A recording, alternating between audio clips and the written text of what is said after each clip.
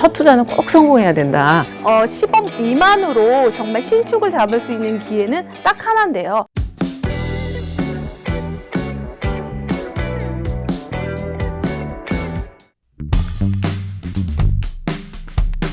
무주택자 같은 경우에는 천국의 문이 열린 거예요. 서울 지역은 무주택자만이 거의 매수가 가능하거든요. 즉 대출이 가능하다는 겁니다. 대출도 똑똑하게 내야 돼요. 첫 번째 대출을 잘 내야지 그 다음에 대출을 내기가 쉬워지는데, 예를 들어서 비조정의 물건을 샀다가 대출을 내면 서울에 진짜 진입하기는 정말 힘들게 되거든요. 그래서 내가 가용자금이 얼마인지 따져봤을 때 자기가 조금 감당할 수 있는 범위 내에서 매수를 할 수가 있고요. 저는 이제 무주택자 같은 경우는 제일 먼저 어디를 보라고 하냐면요, 자기가 먼저 살고 있는 지역부터 보라고 합니다. 자기가 그 전에 살았던 곳도 한번 확인해 보는 것도 좋은 거죠. 그 중에서도 가장 중요한 건 많은 사람들이 출퇴근했을 때 쉬운 곳이 어디인가라고 생각을 한번 해보는 거죠. 직장 위치 이런 것들을 교집합해 보면 그 중에서도 미래 가치가 있는 곳이 중요합니다. 10억 미만으로 정말 신축을 잡을 수 있는 기회는 딱 하나인데요, 바로 입주권입니다. 재개발하고 재건축인데요, 처음 집을 장만하시는 분은 정말 몰라요. 그렇지만 서울 하늘 아래 9억 원 아래에 신축을 잡을 수 있는 기회는 그것이 아닐까 생각이 듭니다. 재개발. 네, 금액대별로 이렇게 좀 나누긴 하는데 5억대라고 생각이 들면 지금 장위 뉴타운이라든지 수색 뉴타운 같은 경우에도 좋은 위치고 천지가 개벽될 곳이거든요. 미래의 신길 뉴타운이 될 수 있는, 미래의 흑성 뉴타운이 될 수 있는 곳을 한번 눈여겨보는 거. 그러니까 뉴타운 중에서 지금 강북의 대장, 지금은 장위 뉴타운, 수색 뉴타운, 노량진 뉴타운 이런 곳들도 한번 눈여겨보시면 좋을 것 같아요. 운에 맡겨야죠, 이건.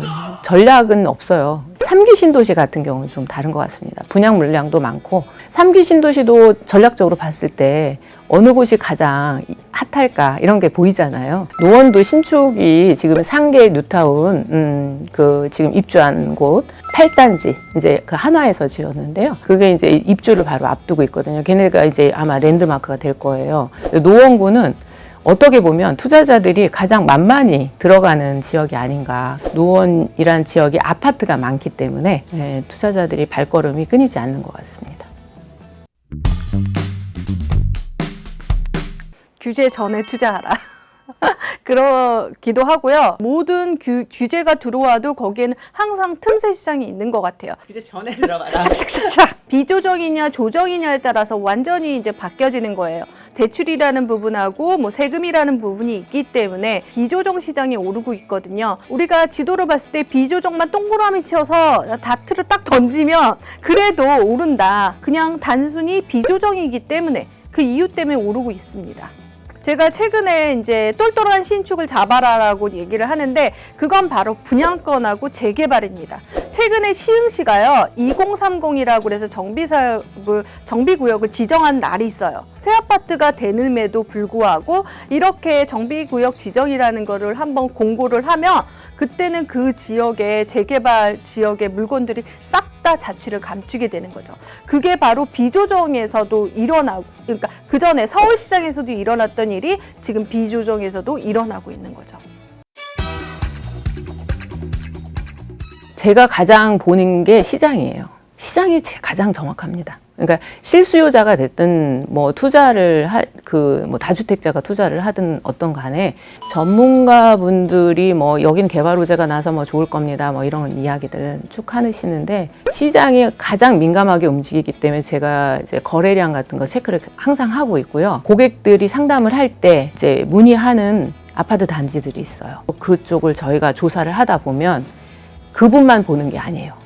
수요자들의 움직임을 가장 정확하게 보는 게 필요한데 그 투자자들이나 아니면 실거주자들이 내가 이 큰 금액에 각자 나름대로 투자금을 최대한 만든 거잖아요. 이 큰 돈을 넣었을 때 앞으로 오를 것이다라고 예측이 되는 곳에 이제 이제 매수를 하게 됩니다. 그러다 보니 재건축 시장은 워낙 투자금도 크고 리센스, 예를 들어서 리센스 같은 경우에는 전세를 끼고 들어갈 수 있는 조건이거든요.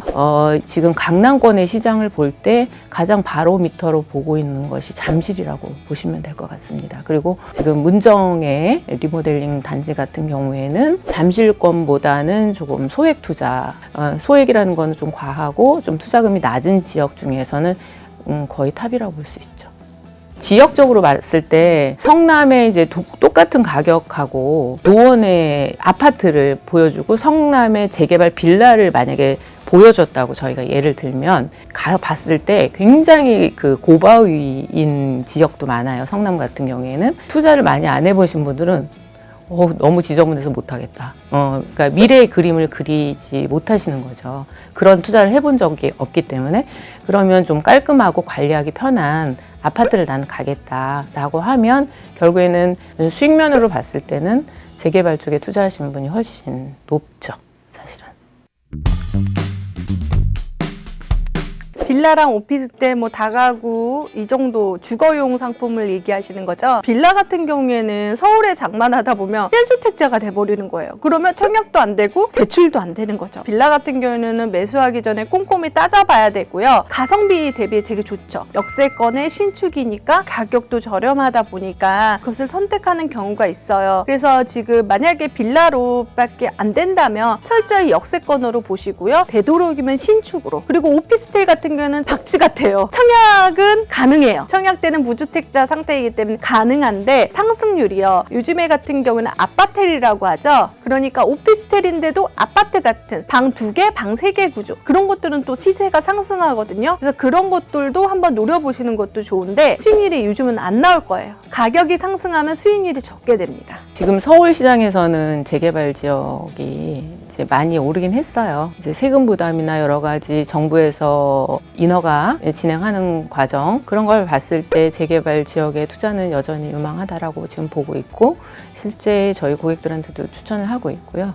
또 건물 투자 같은 경우 지가 상승이 계속 꾸준히 되고 있기 때문에 여전히 관심사로 그리고 최근에 아파트 가격이 많이 올라서 이걸 정리하신 분들이 이제 건물 투자하고 싶어 하시는 분들이 꽤 많고 이제 물론 이제 경기가 어려지면 오피스도 비어지거든요. 근데 이제 위치 좋은 곳 리모델링을 시켜서 얘의 형태를 가치 상승을 할 수 있게 하는 방법도 좋아요. 그렇지만 지방 같은 경우에는 구도심 건물 투자는 굉장히 좀 체크할 사항이 많습니다. 왜냐하면 구도심과 신도심이 생기면 신도심으로 편중이 돼요. 구도심은 점차 가라앉는 이게 서울처럼 다시 재개발이 되고 거기가 다시 좋아진다라는 것은 좀 어렵습니다. 어렵고 그렇기 때문에 구도심의 지방 같은 경우에 구도심의 건물이나 이런 걸 갖고 계신 분들은 매도 전략을 빨리 하시는 게 좋습니다.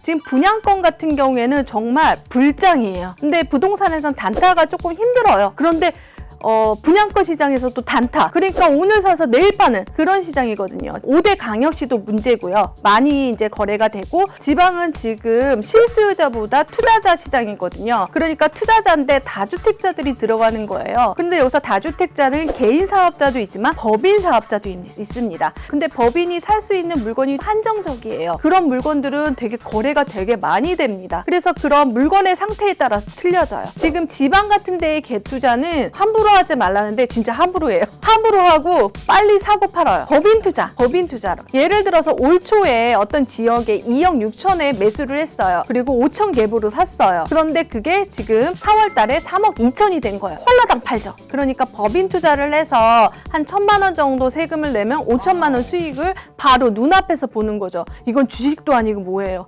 부동산 주식입니다. 부주식이라고 그래요. 그게